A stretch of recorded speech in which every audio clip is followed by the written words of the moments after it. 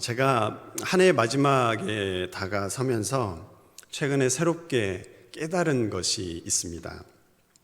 제가 깨달은 것은 제가 끝내주는 목사라는 거예요. 네.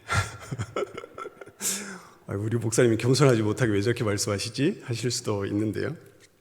사실 여부는 제 말을 한번 들어보시고 여러분들이 한번 판단해 보시기를 바랍니다.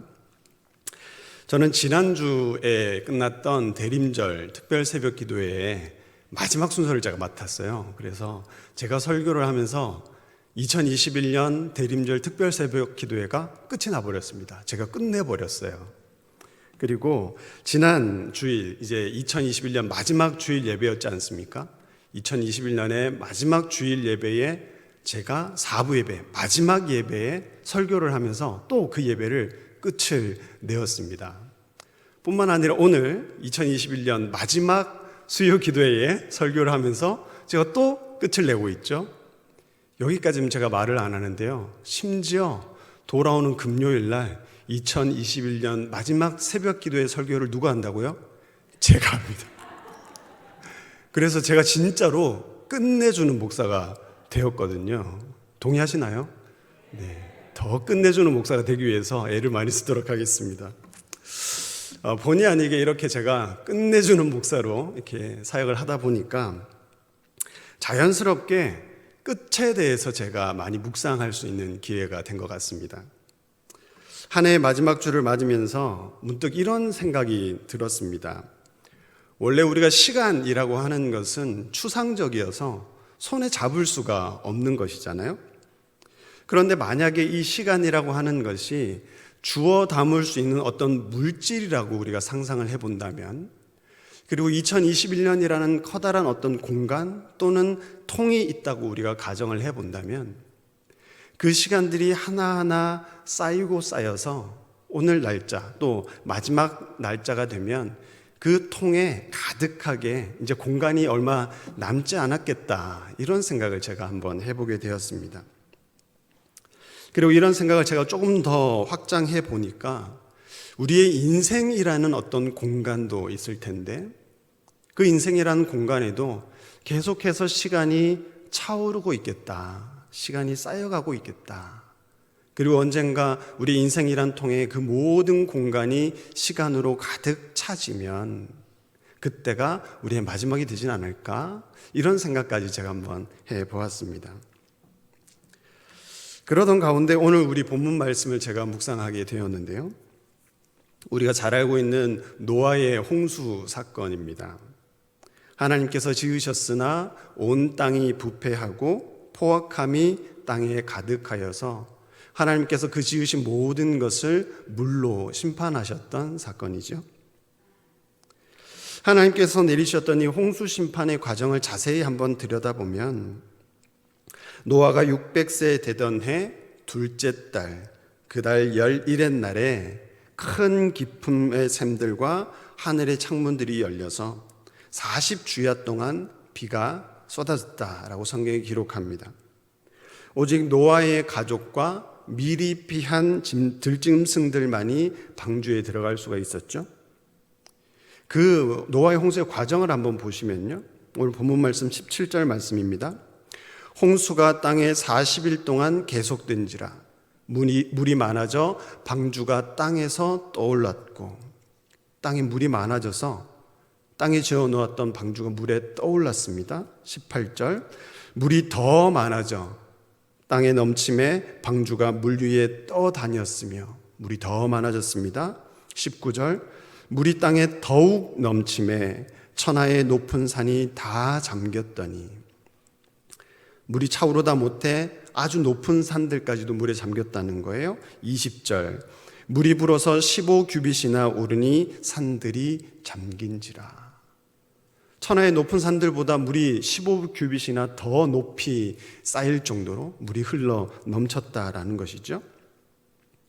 이런 과정을 통해서 어떤 결과가 생겨났습니까? 21절에서 22절까지 말씀입니다.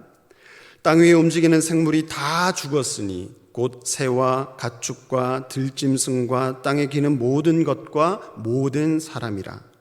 육지에 있어 그 코에 생명의 기운의 숨이 있는 것은 다 죽었더라. 여러분들이 지금 어떤 큰 수조 속에 있다고 한번 생각을 해 보십시오. 그 수조 속에 물이 계속해서 들어오고 있습니다.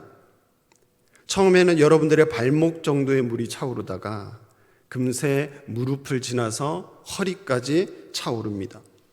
그리고 이내 머리를 지나서 머리보다도 훨씬 높은 곳까지 빈 공간이 없이 물이 가득하게 되면 누가 살아날 수 있겠습니까? 성경이 말하고 있는 것처럼 코로 숨을 쉬는 존재는 결코 살아남을 수가 없게 되는 것이죠. 저는 이 노아의 홍수 사건이 그저 동화적인 사건이 아니라 지금도 우리에게 여전히 강력한 메시지를 전해주는 말씀이라고 생각합니다. 앞서 제가 한 공간에 차오르는 시간을 한번 떠올려 봤는데요. 이것은 홍수로 인한 심판의 과정과 많이 닮아 있습니다. 노아의 홍수 사건에서 심판의 도구가 되었던 물을 시간으로 한번 바꿔서 생각해 보세요. 물이 많아져서 방주가 땅에서 떠올랐고, 물이 더 많아져서 땅에 넘쳐서 방주가 물 위에 떠다녔으며, 물이 더욱 넘쳐서 천하의 높은 산들이 잠기고, 물이 불어서 15규빗이나 오르니 산들이 잠긴지라. 여기에서 이 물 대신에 시간이란 단어로 한번 치환을 시켜 보십시오.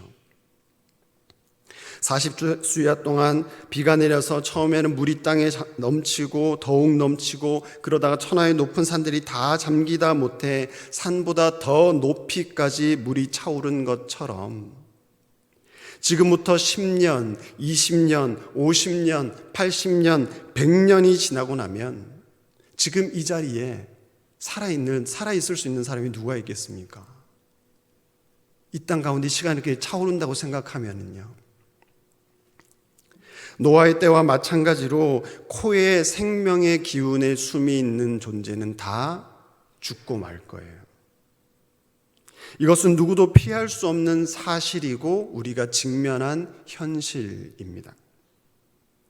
노아의 홍수의 사건이 어떤 교훈을 주는 동화가 아니라 우리의 현실인 이유가 바로 여기 있습니다. 그래서 오늘 우리에게 주신 이 말씀을 우리를 향한 현실적인 메시지로 받아들일 필요가 있습니다.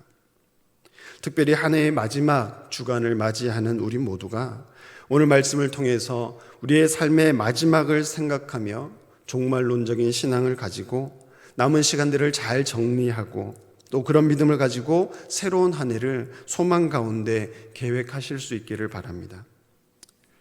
노아의 홍수 사건은 때때로 우리가 잊고 살았던 우리의 한계를 생각하게 한다는 점에서 의미가 있습니다. 과학은 진보하고 경제는 성장하고 어렵다고 하지만 우리 개인의 삶은 예전에 비하면 눈부시게 나아졌습니다. 이제는 인간이 무엇을 할 수 있을까를 생각하기보다 인간이 할 수 없는 일은 과연 무엇인가를 생각하는 것이 더 빠를지도 모르는 세상을 우리가 살아가고 있습니다.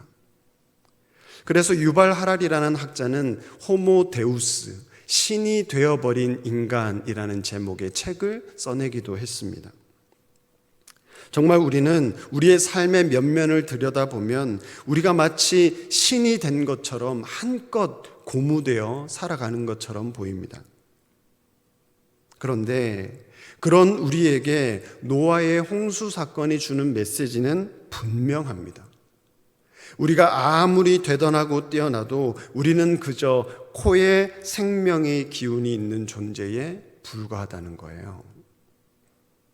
이러한 사실은 이사야 선지자를 통해서 다시 한번 확인되기도 합니다. 이사야 2장 22절에서 이사야 선지자는 이렇게 말해요. 너희는 인생을 의지하지 말라. 그의 호흡은 코에 있나니 새말가치가 어디 있느냐. 우리는 마치 신이라도 된 것처럼 우쭐하지만 아무리 뛰어나도 호흡이 코에 있는 자로서 호흡하지 못하면 죽을 수밖에 없는 것이 우리라는 거예요.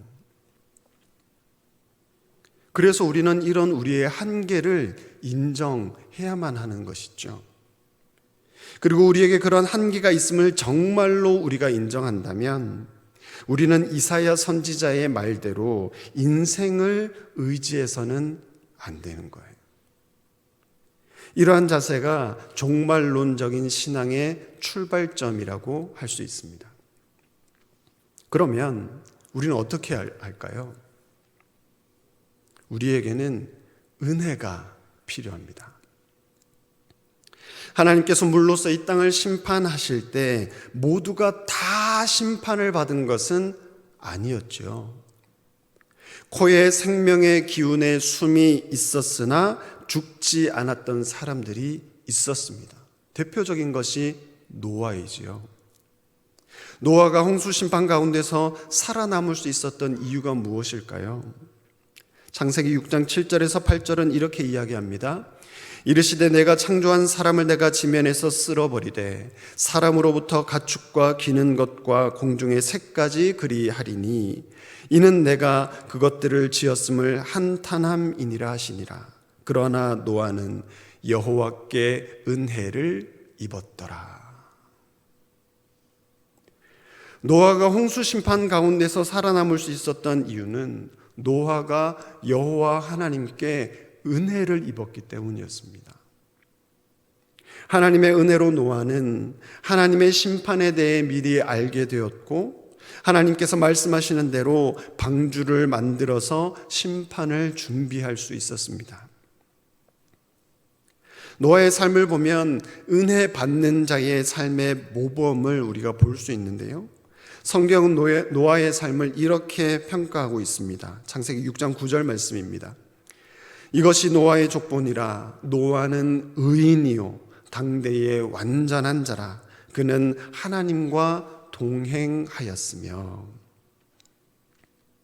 노아가 하나님과 동행하는 사람이었다는 거예요. 여기서 동행은 하나님과 노아의 관계를 생각해 볼 때 단순한 길동무를 말하는 것이 아니라 하나님의 통치를 따르는 삶의 모습을 이야기하는 겁니다. 그런 노아의 모습을 잘 설명하는 단어가 있습니다. 창세기 7장 4절에서 5절까지 말씀입니다. 지금부터 7일이면 내가 40주야를 땅에 비를 내려 내가 지은 모든 생물을 지면에서 쓸어버리리라. 노아가 여호와께서 자기에게 명하신 대로 다 준행하였더라. 노아는 하나님의 명령을 준행하는 사람이었습니다. 성경이 말하는 준행이라는 말은 명령을 온전히 따른다는 거예요. 선택적으로 따르는 것이 아니라 전적인 응답을 말합니다. 이건 제가 할 수 있을 것 같고요. 이건 제가 하기는 어려운 일인 것 같아요. 이건 제가 할 텐데 이 일은 저에게 맞지는 않는 것 같습니다. 이런 선택적인 응답이 아니라 전적인 응답이 노아가 살았던 준행하는 삶이었다는 것이죠. 설사 하나님의 명령이 땅 위에 커다란 방주를 만들라는 이해되지 않는 것이라 하더라도, 그리고 방주에 들어갈 들짐승들을 정결한 것과 부정한 것 암수대로 모으는 말도 되지 않는 일이다 할지라도 하나님께서 말씀하신 것이라면 하나님의 통치에는 온전히 준행하는 자가 바로 노아였던 것이죠. 하나님께서는 그런 노아의 삶을 보시면서 이렇게 말씀하십니다. 창세기 7장 1절 말씀입니다. 여호와께서 노아에게 이르시되 너와 내 온 집은 방주로 들어가라. 이 세대에서 내가 내 앞에 의로움을 내가 보았다. 하나님께서는 하나님의 통치를 따르는 노아의 삶을 의롭다라고 하셨고 노아에게 은혜를 베푸셨습니다. 우리의 한계를 인정하며 종말론적인 신앙을 가지고 살아가는 우리에게는 이러한 하나님의 은혜가 필요합니다. 하나님의 은혜는 하나님의 통치를 따르는 자들에게 주시는 하나님의 선물과도 같아요. 저는 한 해의 마지막을 맞는 우리 모두가 노아와 같이 하나님의 통치를 따르는 삶을 살아감으로써 하나님의 은혜를 입어 언제나 소망 가운데 살아가실 수 있기를 바랍니다. 저는 오늘 설교의 제목을 물은 죄가 없다라고 한번 문학적으로 정해봤습니다. 물로 인한 심판은 정말로 무시무시하지 않습니까? 우리가 굳이 노아의 홍수를 경험하지 못하고 보지 못했어도 그 심판의 참혹함을 생각할 수 있는 이유는 우리 주변에서 볼 수 있는 물로 인한 자연재해를 우리가 간접 경험해 보았기 때문이죠. 그런데 그렇다고 해서 물 자체가 공포의 대상인 것은 아니지 않습니까? 물은 그저 심판의 도구로 사용되었을 뿐이죠. 그래서 물은 죄가 없습니다. 물은 하나님의 은혜를 거부하고 자기가 주인 되어서 살았던 그런 자들에게는 무시무시한 심판의 도구였지만 은혜를 입은 자들에게는 살리는 물이 됩니다. 에스겔 47장을 보면 노아의 홍수 사건을 떠올리게 하는 그런 장면이 나오는데요. 이는 에스겔 선지자가 환상 중에 하나님께 이끌려서 성전을 돌아보는 장면 가운데 일부인데 그 과정을 한번 유의해서 보시기를 바랍니다. 에스겔 47장 1절 말씀입니다. 그가 나를 데리고 성전 문에 이르시니 성전의 앞면이 동쪽을 향하였는데 그 문지방 밑에서 물이 나와 동쪽으로 흐르다가 성전 오른쪽 제단 남쪽으로 흘러내리더라. 3절입니다. 그 사람이 손에 줄을 잡고 동쪽으로 나아가며 천척을 측량한 후에 내게 그 물을 건너게 하시니 물이 발목에 오르더니 4절입니다. 다시 천척을 측량하고 내게 물을 건너게 하시니 물이 무릎에 오르고 다시 천척을 측량하고 내게 물을 건너게 하시니 물이 허리에 오르고 5절입니다. 다시 천척을 측량하시니 물이 내게 건너지 못할 강이 된지라. 그 물이 가득하여 헤엄칠 만한 물이요 사람이 능히 건너지 못할 강이더라. 성전으로부터 물이 흘러나와서 처음에는 발목에, 이어서 무릎에, 다음에는 허리까지 차오르다가 결국에는 건너지 못할 강이 되어서 헤엄을 칠 만큼 깊은, 사람이 능히 건너지 못할 강이 되었습니다. 앞서 우리가 노아의 홍수가 일어나는 과정을 살펴보았는데요. 노아의 홍수의 사건의 그 과정을 이렇게 떠오르게 하지 않습니까? 그런데 이 과정은 유사하지만 결과는 전혀 다른 결과가 펼쳐집니다. 노아의 홍수 사건 때 흘러 넘친 물은 코에 호흡이 있는 모든 생물을 죽게 만드는 것이었지만 이 에스겔서에서 나오는 성전으로부터 흘러나오는 물은 생명을 살리는 물이 됩니다. 에스겔 47장 9절 말씀입니다. 이 강물이 이르는 곳마다 번성하는 모든 생물이 살고 또 고기가 심히 많으리니 이 물이 흘러 들어가므로 바닷물이 되살아나겠고 이 강이 이르는 각처의 모든 것이 살 것이며 12절입니다. 강 좌우 가에는 각종 먹을 과실나무가 자라서 그 잎이 시들지 아니하며 열매가 끊이지 아니하고 달마다 새 열매를 맺으리니 그 물이 성소를 통하여 나옴이라. 그 열매는 먹을 만하고 그 잎사귀는 약재료가 되리라. 성전으로부터 흘러나오는 물이 모든 생물을 살리고 바다를 살리며 각처의 모든 것을 살립니다. 이 물을 통해서 각종 먹을 과실나무가 자라는데요. 그 잎이 시들지 않고 달마다 새 열매를 맺으며 열매가 끊이지 않게 됩니다. 왜냐하면 성전으로부터 나오는 물은 하나님의 은혜의 물이기 때문이에요. 한 해의 마지막 주간을 맞으며 우리의 인생의 마지막을 한번 생각해 보실 수 있기를 바랍니다. 우리에게는 마지막이 있습니다. 이것은 수명에만 국한된 것이 아니라 우리의 삶의 모든 영역에 적용되는 한계를 말합니다. 우리가 살기 위해서 반드시 필요한 호흡이 코에 있는, 호흡하지 못하면 죽을 수밖에 없는 자들이 바로 우리라는 사실을 우리가 항상 생각할 필요가 있습니다. 그렇게 한계를 인정할 때 우리는 여호와 하나님의 은혜가 필요한 사람인 것을 깨닫게 됩니다. 그리고 하나님의 은혜가 있을 때 우리의 한계를 넘어 장차 다가올 하나님의 나라에 우리가 들어갈 수 있게 되는 것이죠. 하나님을 믿으며 살아가는 삶에 때로는 노아의 홍수와 같이 우리의 턱까지 물이 차오른 것만 같은 그런 순간들을 우리가 만나게 되지만 염려하지 마십시오. 하나님과 우리가 함께하고 있다면, 하나님과 함께하는 삶이라면 그 물은 우리를 죽이는 물이 아니라 우리를 살리는 물이 됩니다. 성소를 통하여 나오는 물이 각종 과실나무를 자라게 해서 열매가 끊이지 않고 달마다 새 열매를 맺게 하듯이 우리의 신앙 삶에 날마다 풍성한 열매를 맺게 할 것을 믿습니다. 이런 믿음과 소망을 가지고 날마다 종말론적인 신앙을 가지고 겸손하게 하나님 앞에 서며 은혜 가운데 살아가는 저와 여러분들이 다 되시기를 소망합니다.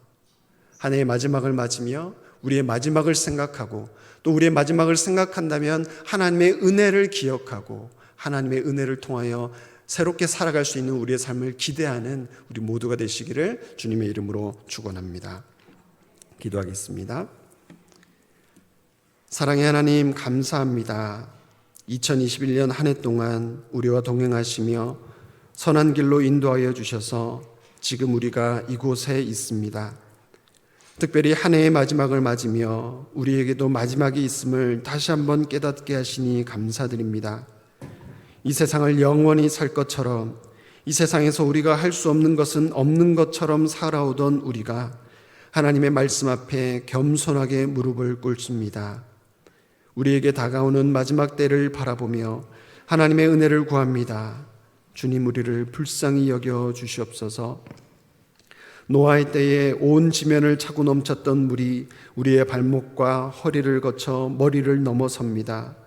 호흡이 코에 있는 우리는 누구도 살아남을 수 없습니다. 그러나 하나님의 은혜가 있으면 우리를 죽이는 물이 생명을 살리는 물이 될 것을 믿습니다.